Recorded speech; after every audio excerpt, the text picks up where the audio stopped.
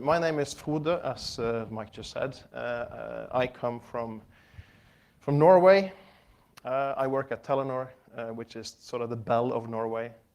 I've been there for 3 years, and I am helping build a global CERT SOC service for Telenor in Asia, Central Europe, and the Nordics. And before that, I did 7 years at the National CERT, basically hunting APT. And I used to be a techie once when I was young and beautiful. I promise, I was young and beautiful. I'm not really that anymore. And I'm not a developer, even though I come from a developer background. So I cannot do stuff like assembly line, and I'm not going to be the cool guy, I reverse this cool malware. What I do most of my time is to think about how we should work to become more effective. And that's what this talk is about. This is a bunch of models that I think is useful for an incident response team when you want to try to become more effective at combating advanced threats. And taking the red pill of attacker eviction, that's the sexy title. But this is the boring title. How to structure your thinking when countering espionage and sabotage from APT. So that's a little too long to have as my title, but that's what this talk is about. And we're going to look specifically at sort of how you are going to attempt to evict mission-driven, and well-organized adversaries, which of course translates into your own CSE, welcome, the NSA, the Russians, the Chinese, the Israelis, the Iranians, the nation states and contractors of the world that is tasked with getting into your networks and do stuff that you don't want them to do there. So we're talking incident response, right? And this is can you see this? Yeah, I think it should be pretty clear. So this, by the way, this is how my slides are going to look. I cannot be bothered spending 3 months making cool word art or graphics in PowerPoint. So I just draw them and I import the pictures. Hope you're okay with that.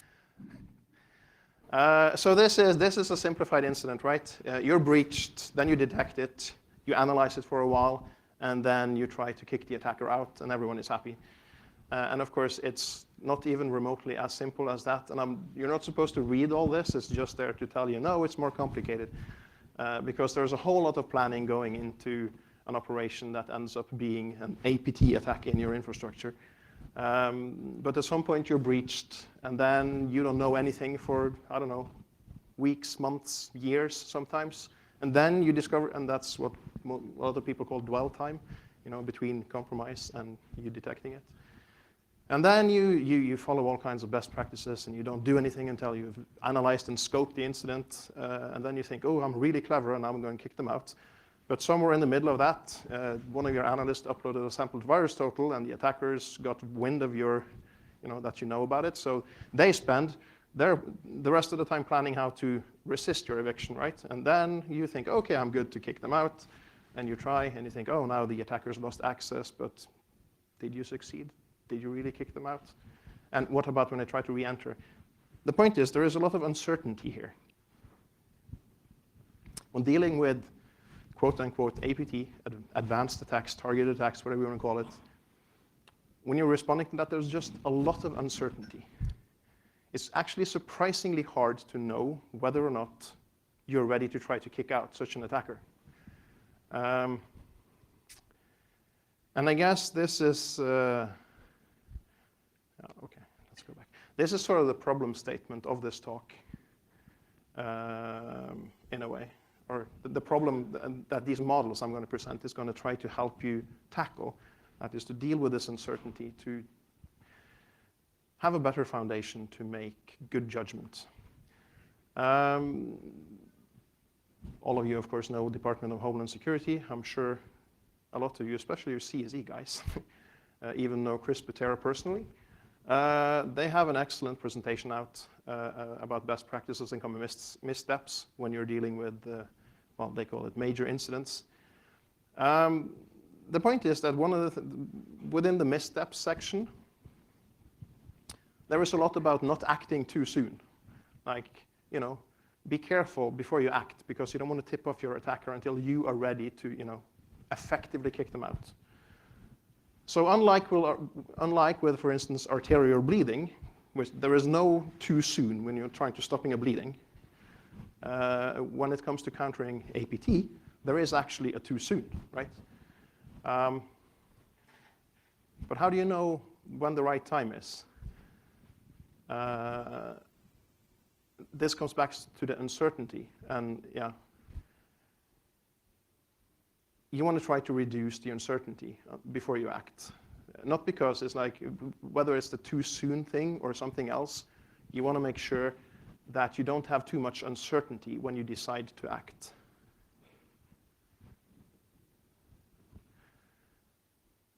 And that means you have to understand the attacker. You need to understand what's going on in your infrastructure, right? So we'll start off by looking at some, I call it APT patterns. So coming from a developer background, at least, it's like everything is patterns, you know. So let's look at some APT patterns to better understand what's going on.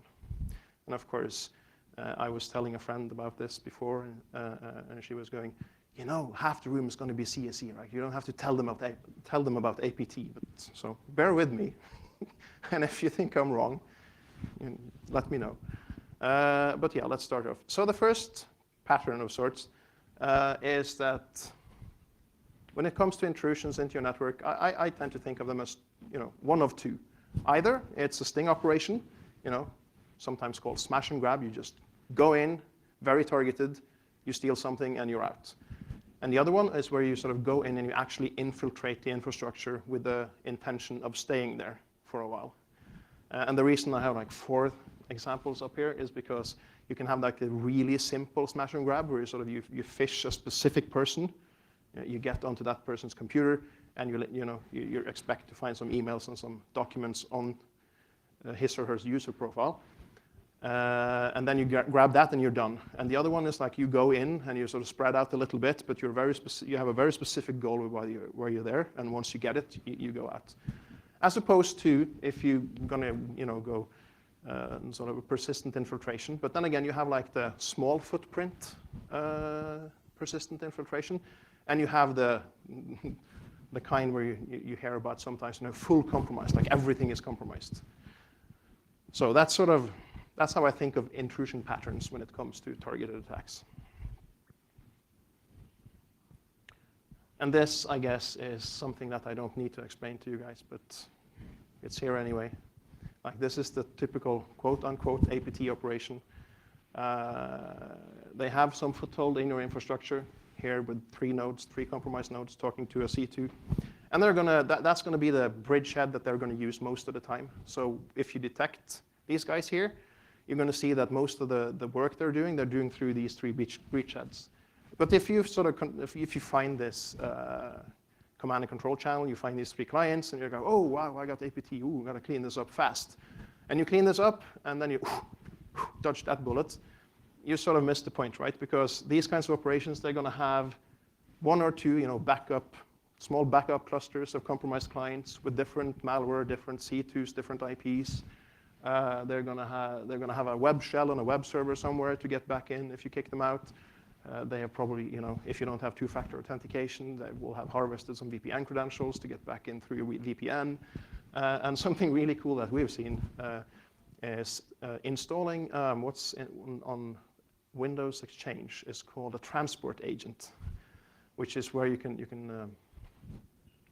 create a DLL that you can use it to filter email. Right? So spam filters, for instance, will be implemented as a transport agent. So these guys, they had made a transport agent that would just look for some magic header, and if that magic header appeared in an email, they would read the body of the email and execute the code that was in there. Right? So even if we did all the other things and we left that one out, they still had code execution opportunities in our infrastructure. So on to the next one. And this is actually, I realized actually last night that this slide alone should probably be its own presentation. But this is something that, at least for me, over the last couple of years has sort of been like a aha moment. And that is, when you're looking at these kinds of intrusions, you need to realize that there are several layers of them. And there is the access layer.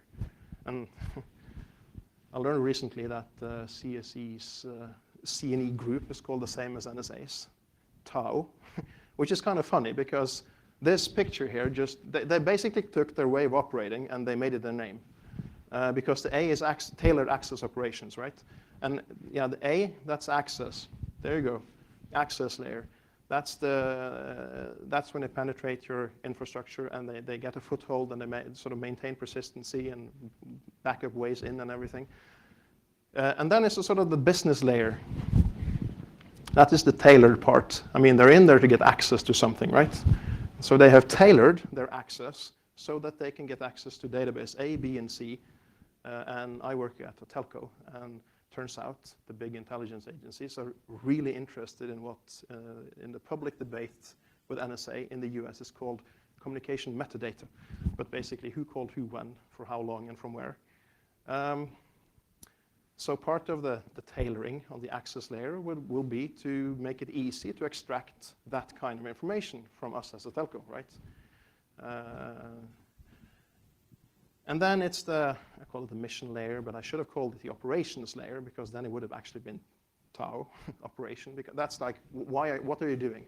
You cannot observe this directly. You have to sort of deduce what that is, but when you analyze, so let's skip ahead here. So again, don't try to read this. I'll put the slide deck online. This is for your reviewing afterwards. But what's important to understand, you need to make sure that you are able to distinguish between what is basically what I've started calling evil sysadmin. It's just the attackers sysadmining their access, you know? So a lot of the activity that you will actually observe when you are analyzing an APT intrusion is just going to be sysadmin of the access that they have.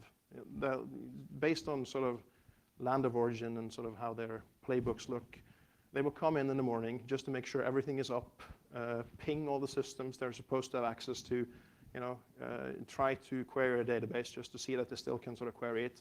And say, okay, it's good. And then they don't do anything for the rest of the day maybe. Until sometimes they come back in and, oh, I've gotten a task. I'm going to extract this data. And then they go in and they just query and they extract the data. So you need to distinguish these two types of activities. Because when you're going to plan your response, it isn't so on the technical side, it's important, of course, to have full, when people say scope during an incident like this, basically what they often mean is scoping the access layer, right? The compromised assets and identities. But I think we should focus a lot more on figuring out not just what the access looks like, but what are they actually going after? Like, try to identify, as it says down to the right there, which you probably cannot see, like, try to identify the attacker's critical pathways to their mission-critical data, which in the green thing is, the green layer there is the databases, right? Try to identify why they built this access, you know? And at least make sure that whatever you do, you try to secure those, because that's what they're after. Who cares which laptops and servers they're on? It's the data sources that you need to protect first and foremost. So let's move on. As I said, this could probably be its own presentation, so we don't have time for that. Okay, so why are you being attacked in the first place? That is also something that can, I don't know, baffle people. Having worked with this kind of incident response for almost a decade, I've had a lot of conversation with people who just, well, why? Why are they attacking me? I don't get it. I don't have anything interesting, which of course is never true. And what where I always circle back to is that if you're being hit by targeted attacks like this, there exists an adversarial relationship somewhere that you are relevant to. That is the only reason you're seeing capabilities like this deployed against you. If there is no adversarial relationship between two parties or more somewhere, you don't see this. You don't get this in your network if that doesn't exist. And we tend in the security community to we say, oh, you have an adversary problem, and then basically what people are talking about is the C&E teams, you know, the TAOs of the world. They mean like the on-keyboard operators doing the collection. But of course, that's not your adversary, at least not the one that has an adversarial relationship with you. The adversary is someone else. Like for, since we're in Canada, I guess Nortel is a good example, right? It wasn't 3PLA that was Nortel's adversary. It was, I'm just going to go out and say it, Huawei, right? And they pillaged Nortel for what, a decade? And if you thought that the 3PLA guys was if that was 3PLA, but it was at least the Chinese, was the adversary, you sort of missed the point, right? Because the adversary was actually one of the competitors who benefited from this. So this, I think, so a lot of people, of course, all you guys who work in the intelligence community, you get this. But a surprising amount of people working in the security industry doesn't really get this. And of course, if you go to your managers in IT operations, they absolutely do not have this perspective. And I think this is a perspective that is important to bring in during incident response. And yeah, sometimes this is you, sometimes it's actually you who have the adversarial relationship that is relevant for this attack on you. But other times you're just, not a random, but other times you are targeted because you can give access to the final target. And again, coming from a telco, the reason that all the major intelligence services of the world are super interested in telcos isn't because they really want to target us, but because we give them access to something that they really, really like. Who calls who, positioning data on people. Yeah, so as a telco, for the really, really targeted, or really sort of the scary threats out there, like the really capable organizations attacking us, this is the case. They're not really after us, but they're after our customers. And being able to distinguish this during incident response, are you a direct target or are you sort of an indirect target, is also important for how you think when you plan your response. Like, what is the best way to respond? So, and okay, I'm sorry, very crowded or unclear slide, but let me try to explain it as best I can. So you see the intelligence agency up there in yellow, and you have the C&E attack group, you know, the attack team or whatever you want to call it, some kind of project operation in Tau, right? Running an ops against, let's say, Telenor. A lot of the time when we respond to this, we are only sort of responding to basically the access layer, right? We are responding to compromised assets in IT. That's what we respond to. Only the most mature of companies, and I haven't, to be honest, met a lot of companies who really are doing this, responds to what is actually the biggest risk here, and that is the business side of things. So at least for, let's use corporate espionage as an example, like, and Nortel, right? It's Nortel's competitor that is the big issue here, right? It's the impact on business that is the big issue. It's not the compromised assets. But I'm gonna go out on a limb here and say I think that most incident response teams of the world are just doing the sort of the response to the access layer, you know, the attack on IT operations, and not the other side. And I think that should change if we wanna be more effective at countering the risks that these threats pose to us. Okay, so that was the APT patterns. Anyone fall asleep? No, not yet. Not too much curry then. So we're going to have a very short intermission, sort of no more slides with diagrams on them for a little while. Just going to make some, I'm going to assert something here. Because now we've been talking about APT intrusions and sort of started talking about how to respond to it. And a lot of the time when we talk about this, in the security community, we're talking about kicking them out, them as the attacker, kicking them out. And I think we need to start talking about keeping them out, right? And this, I actually believe that this is an important mindset change that needs to happen. That because kicking something out, that is like, oh, there's a leaky pipe on my kitchen, I'm going to wipe the floor. That is kicking out, right? The keeping out is, oh wait, I have a leaky plumbing thing here. Let's fix that, and then we're going to clean the floor. But once I clean it, they're not going to come right back. It's not going to start leaking again immediately, right? So I think we need a mindset change where we are saying we're going to keep them out. How are we going to keep these guys out? So that you do all the things you need to keep them out, and then you kick them out. Instead of just identify, oh, it's there and there and there and there, kick, and you haven't done anything to resist re-entry. And this actually goes back to this kind of cluttered IT ops versus business response. Because the first one, sort of just responding to the access into your network and helping IT ops clean up the network. I hope we at some point can say that was the old way that we did incident response, and that we are, and everyone is talking about mitigating risk, but I haven't really seen a lot of companies actually do it. It's easy to talk about, but bringing in business and trying to figure out what the business risk actually is from these incidents, I don't know, but we need to. So we should keep talking about it, but we should also try to figure out a way how to actually do it. Oops. Sorry. And then all this talking about cleaning up, I think, misses a very important point when it comes to incident response in these situations.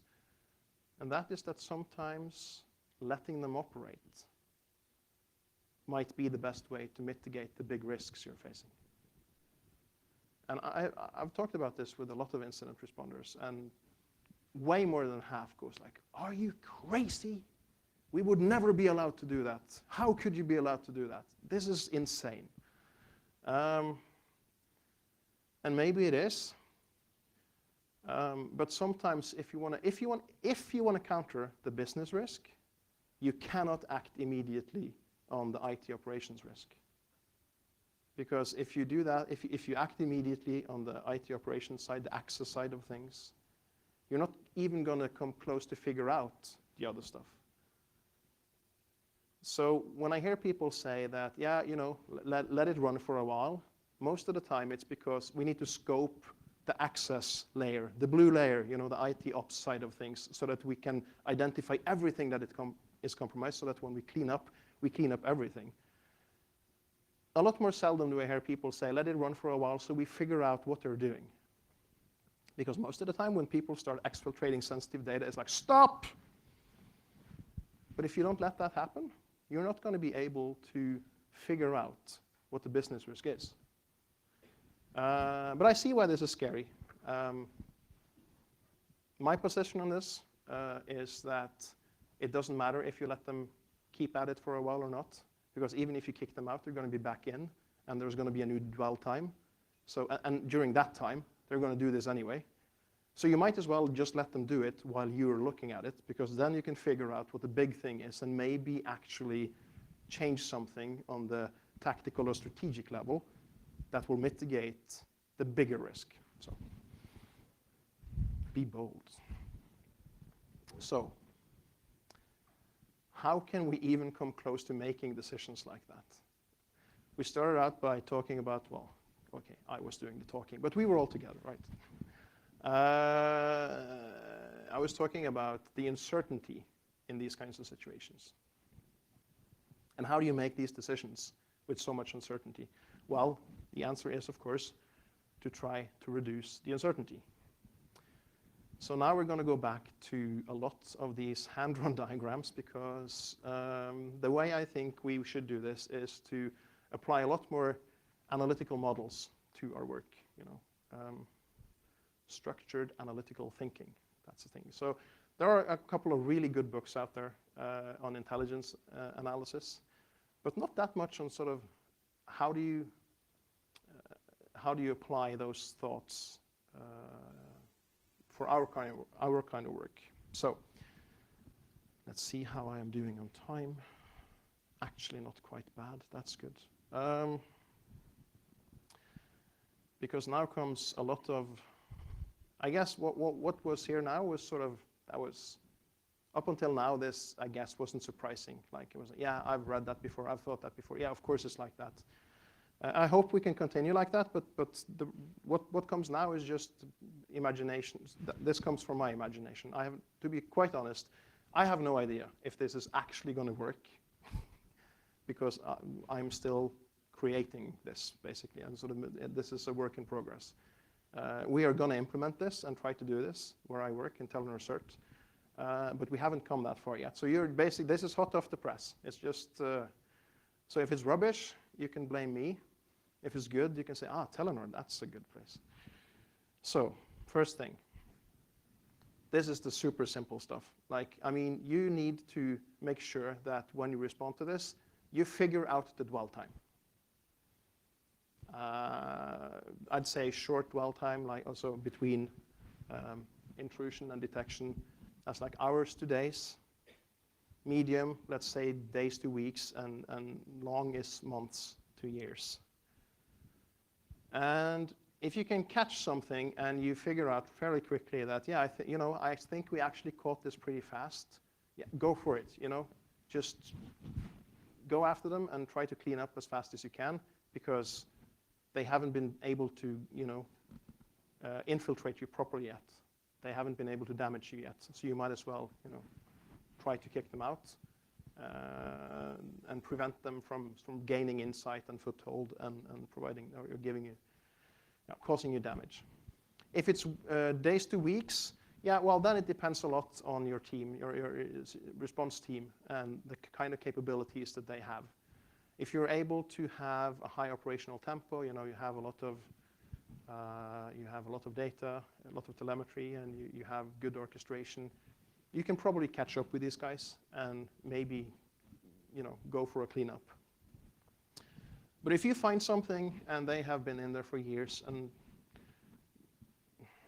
you hear these stories all the time.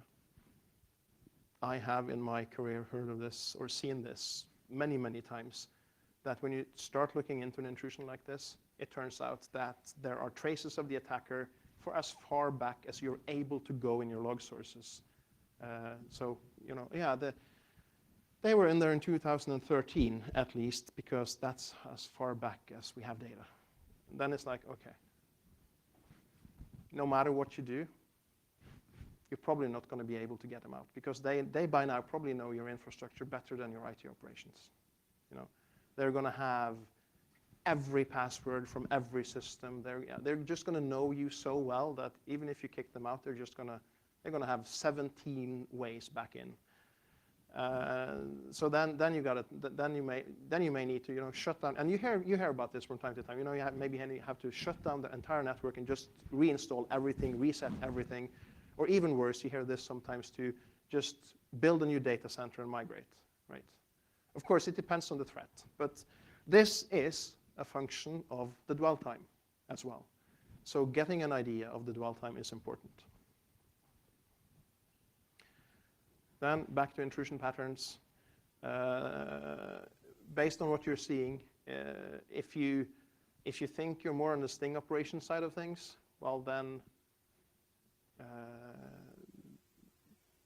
it's easier to clean up because the complexity of the infiltration is less, right? Or if you see traces of them being everywhere, it's like, okay, now I know now that this is going to be very hard. So if you have a long dwell time and you see indicators that this is like a really heavy, persistent infiltration, then okay, just by these two factors, that this is going to be super hard. At that point, you don't really have to rush, in my opinion. It's like, okay, these two things alone, and this you should actually be able to get an idea of just within hours and days of your investigation. If you say, okay, in this data source, we see them back 2-3 years. And yeah, we see them on like so many systems, it's not even funny. Already now, you know that you can take a step back and just like, okay, you know what? If I spend a month investigating this, it's going to make a difference. They've been there for so long. Even if we try to kick them out now, they're going to have so many ways back in. We might as well take our time. And this is how you can, just these two very simple concepts you can use to make decisions on how you want to respond. And even better, hopefully, you can use these concepts to get management approval for doing it. Because that is going to be the big issue, right? Yeah, we are totally compromised, and we don't want to do anything, because that's what it's going to sound like, right? We don't want to do anything. What do you mean you don't want to do anything? No, okay, so I didn't really not do anything, but I mean, we're not going to kick them out. We're going to do a lot of stuff. We're going to analyze. We're going to try to figure out what's going on. But sort of having that conversation with upper management is super hard. But I think just these two simple concepts, these two simple models can actually help you start that conversation and maybe even getting it, okay, I understand. You explained it to me, so here, okay, I'll give you a month or 2 or 3. So, on to something a little bit more elaborate. Kind of random name. I like 3x3 matrices, so this was called the threat type matrix. And that is, you want to try to figure out what kind of threat actor you're up against. What kind of motivations they have for being in your infrastructure. This ties back to, for instance, the difference between being a direct target and being an indirect target. Like, are you attacked because you can provide access to the real target, or are you the real target? Like for the TAOs of the world attacking telcos like Telenor, we are an indirect target. But other times, when other threat actors attack, it's industrial espionage, and so we are the target, and that's sort of, so that is a different kind of threat type, sort of different threat profile.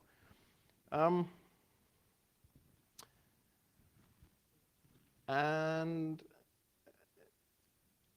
I decided to divide this into strategic, tactical, and operational. And strategic, that means, now let's start at the bottom, actually.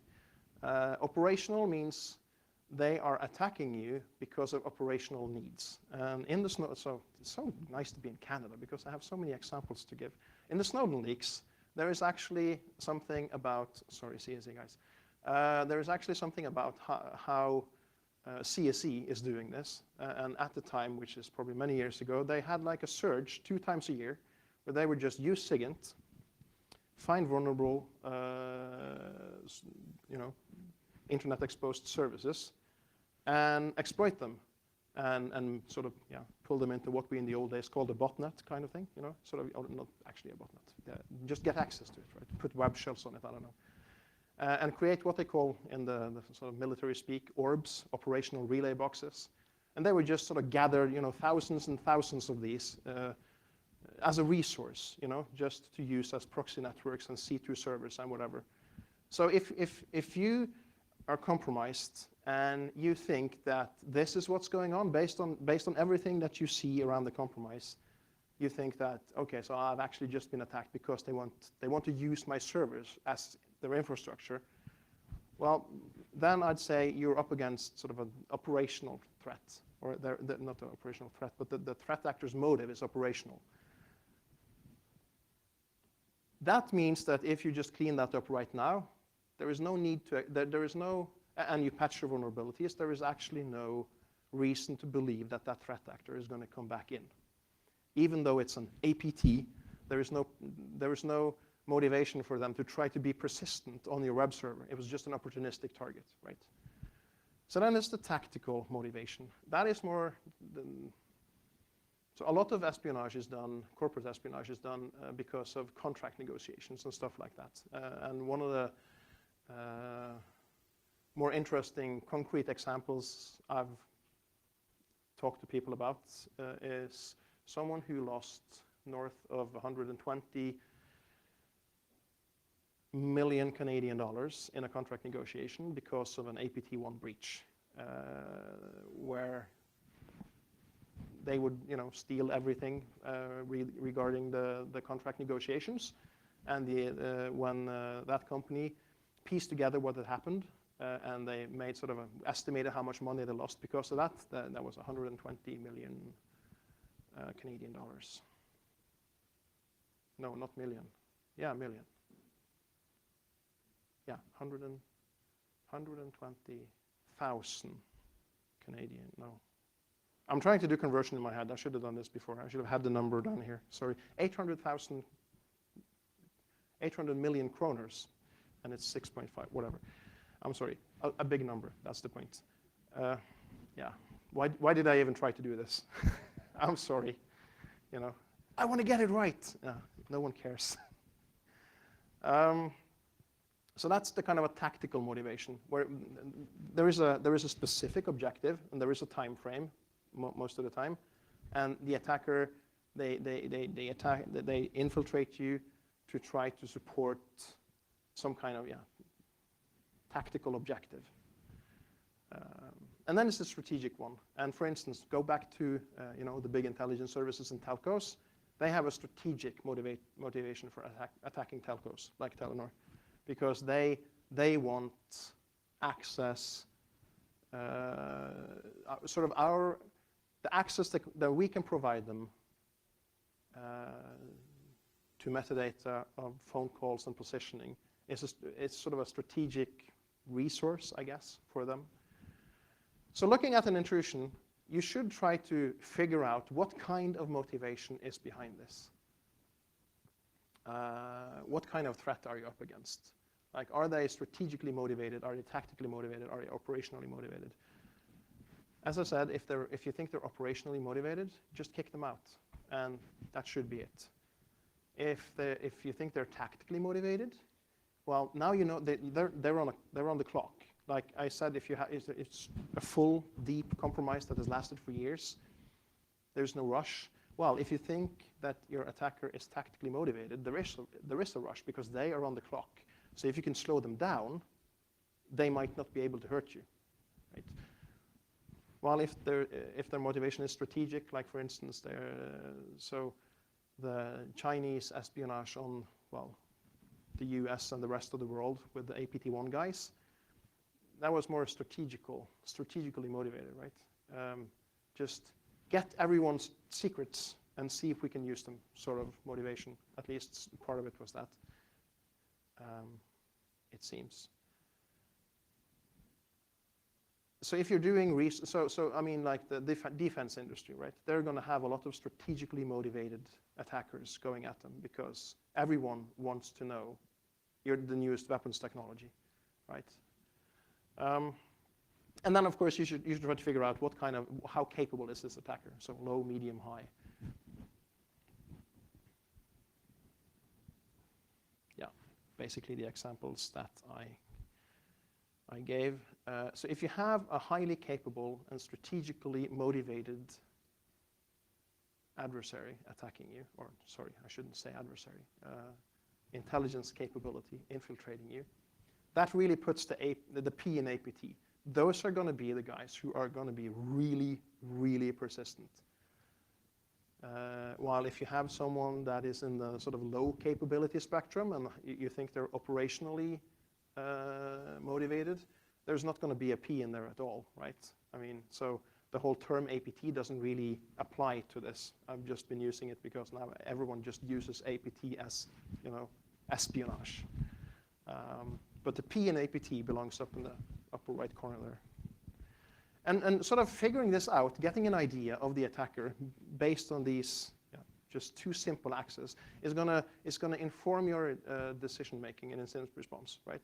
Because when I said you can take a step back, if you think they're strategically motivated and they're highly capable, there is nothing and they have been there for a long time, the dwell time, and they've gone for a sort of a deep, full infiltration. You don't need to hurry, because you're not going to be able to kick them out, and there is no rush. While if it's tactical, again, well, if it's a contract negotiation, you think fight them as hard as you can until the contract negotiations are done, and then they'll probably just leave. So, risk type matrix, next thing. So now it's time to turn the perspective from the attacker to to us as the target. So again, operational, tactical, strategic, but this time it means what kind of risk is this posing to us? Is it an operational risk?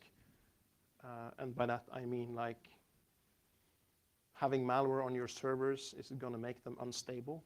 Is it going to eat resources? Are your services going to go down because of this? Tactical, well, now it actually matches pretty well to the attacker, like contract negotiations. You know, is this project going to fail because of this? Are we going to, is this procurement process going to be twice as expensive because of this? You know, that kind of thing. And strategic is more like, oh, did we lose all our R&D? Oh, wow, that wasn't good. And then just low, medium, and high, as in the risk. So we're not going to read all this. I basically just said this, but you can find this again in the slides when I put them online. The important thing here in this, in the diagram now is what's on the right side. Because on the operational risk, you're going to talk to IT operations because, I mean, that's where it is, right? I mean, this is all malware driven, and you know, it's access to your IT systems. So on operational risk, you're going to talk to IT. If it's a tactical business risk, well, you have to talk to business. You know, that's going to be a difficult conversation because they've never heard of APT before. And then if it's a strategic risk, well, you have to talk to upper management because those are the guys whose job it is, you know, to make the strategies and manage the risk to these strategies. And I'm going to assert that as a community, we are doing a lot of our work down there just, you know, on the operational side of things. Even if we know all this other stuff exists, we still mostly just talk to IT, right? I wish someone would, you know, get up and say, you know, seriously, no, we're doing all of this. But I can honestly say that even though I have created this slide deck, I haven't been doing this a lot. More aspiring to.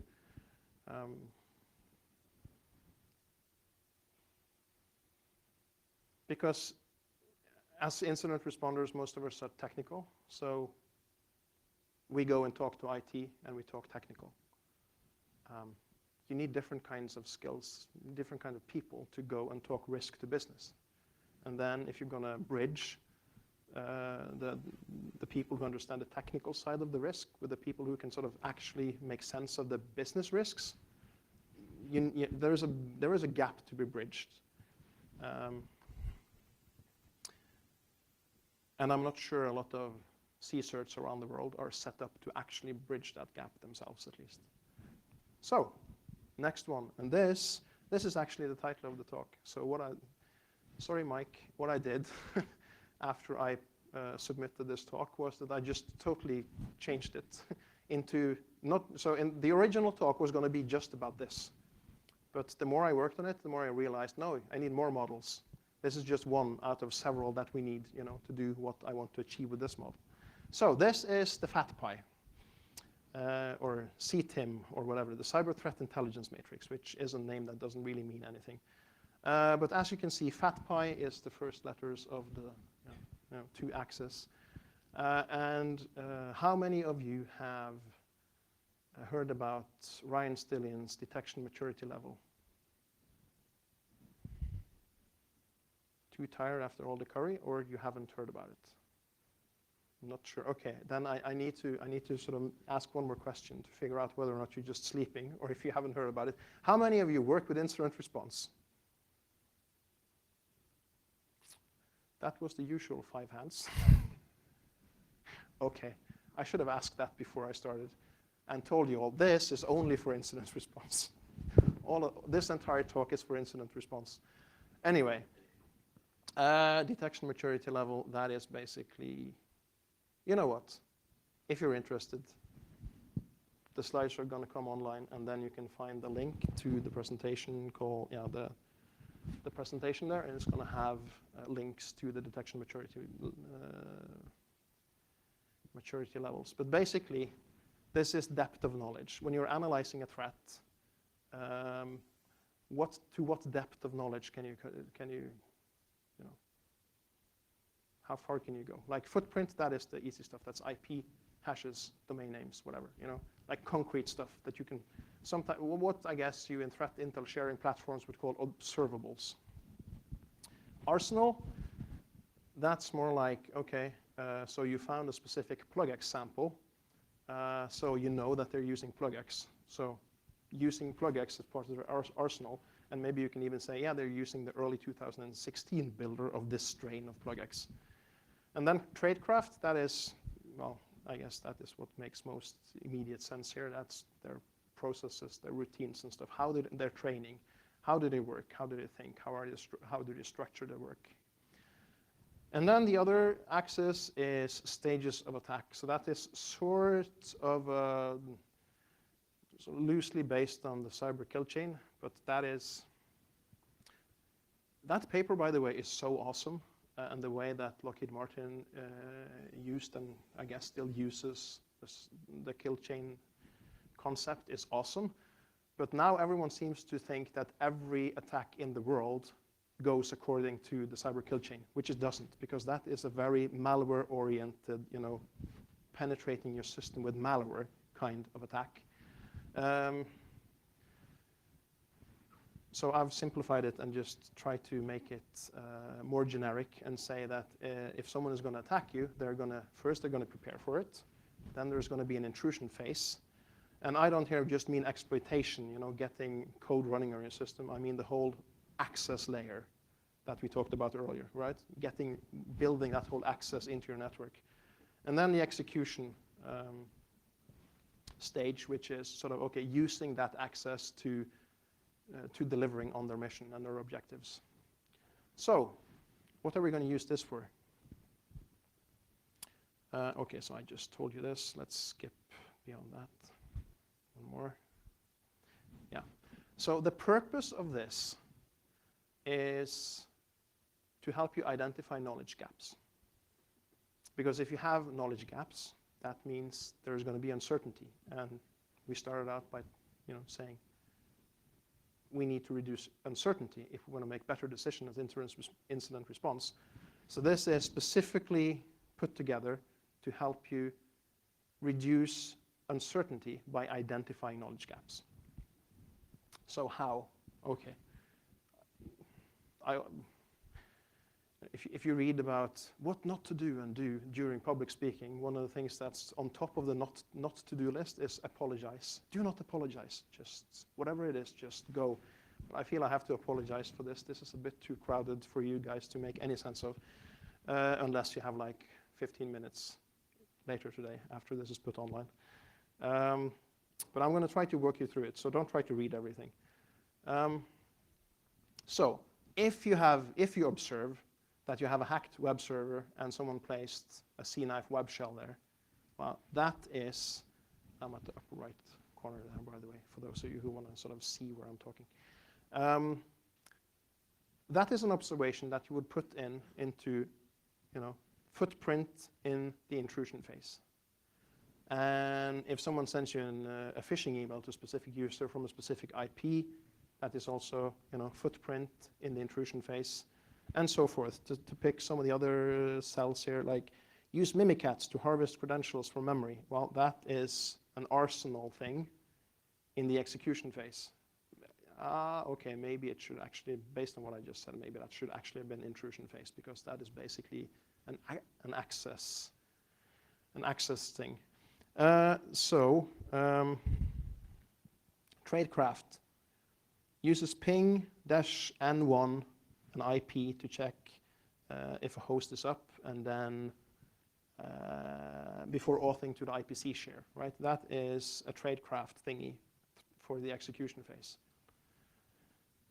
Point is, if you take all your findings and you map them according to this, it will become immediate to you very quickly if it turns out that you have zero clue what is going on in the preparation phase. Like that would mean, for instance, so in the footprint for preparation, upper left corner is like register evil.com with enum. Like some of the APT1 guys, they just loved enum. They like every domain they registered was at enum, right? if you know nothing about how they prepare their attacks against you, you know you have knowledge gaps. Knowledge gaps that might be critical, because when we're talking about preventing re-entry, knowing how they set up their infrastructure for the next wave is actually very important. And if you, when you map all you know, you see, I have nothing in the yellow column. You can sit down with your managers and say, you know what? We have big knowledge gaps. There's too much uncertainty here for us to actually kick these guys out now, unless it's really urgent that we do. So, and you can also, so this, the big bubble there, that is one of the observations from the last slide. You can also use this to take your observations and just, okay, so this is what we observed. Use plugx on host z to query database server Y for data type A. So, okay, plugx, which builder, which strain, which group uses this? You can spawn a lot of other questions. Host z, okay, how did they get onto that system? Why did they go to that system?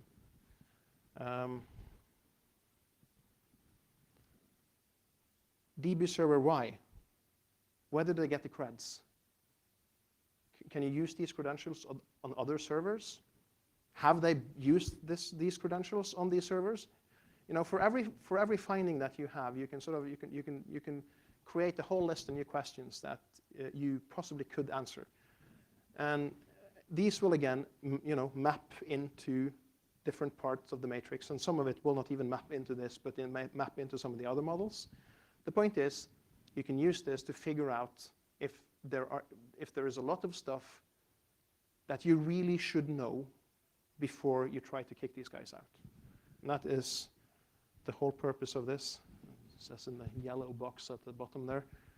The fat pie is its purpose is to sort of be a too soon canary for your response. If you figure out you have too many knowledge gaps, you probably shouldn't try to act until you have filled those knowledge gaps. And this is equally important. If you figure out you have a lot of knowledge gaps that you're unable to close, you need to figure out why. Maybe you actually have to rebuild some of your infrastructure before you act. Because before you do that, you don't really have a defendable infrastructure. So if you kick them out, you're just going to come straight back in.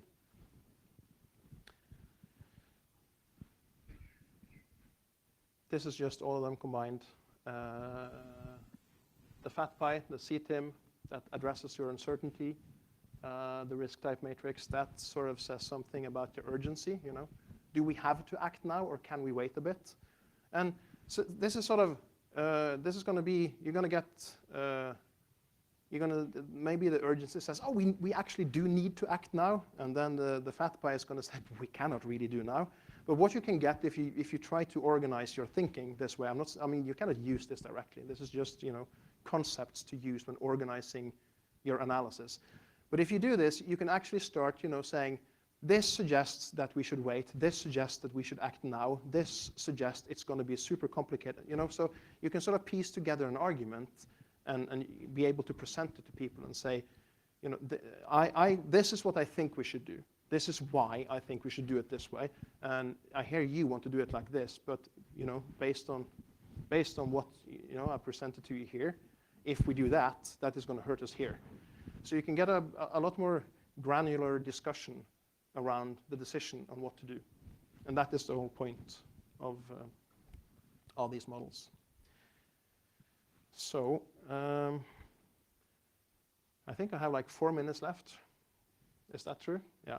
So good thing I only have 4 slides left or something like that. So we're going to go to response patterns, because now we've been talking about the APT patterns, talking about analytical methods, and now, okay,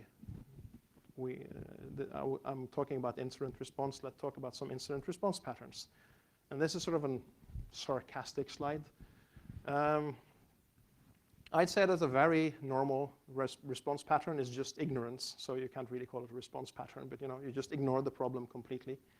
Sony is, I don't know if they're ignorance or denial, but like, no, it's okay. We know, but we accept this risk, and yeah, well, turned out that CISO was wrong. Then you have denial. Someone tell you about the problem, and you just go, no, I don't. I've literally had someone tell me that their CTO quote unquote, didn't believe in APT. So it was a question of faith, apparently, and not fact. Then is what I like to call the whack-a-mole response pattern, and that is like alert, re-image, you know?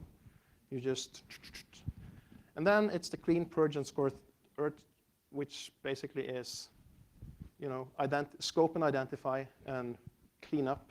That's the clean. Purge is the, okay, close down the network, re-image everything, reset every password. And scorched earth is, you know, build a new data center and migrate. And in the middle there is engage. And that means playing chess with the attackers. That means you don't just scope, sit back and do nothing, scope and then clean, but you start, you know, you start poking them a bit. You know, I'm gonna close up this access. I'm gonna make it look like this was just totally random that we did this, but actually we did it to keep you away from data source X.